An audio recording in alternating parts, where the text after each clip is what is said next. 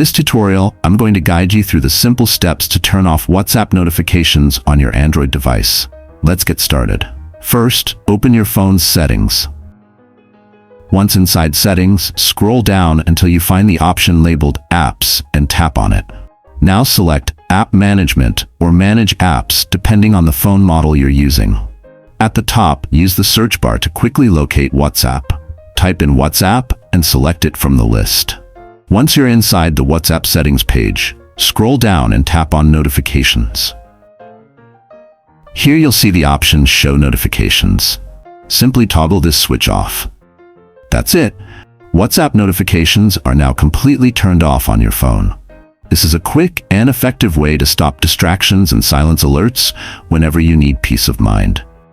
Thanks for watching, and don't forget to like, share, and subscribe for more Android fixes and tutorials.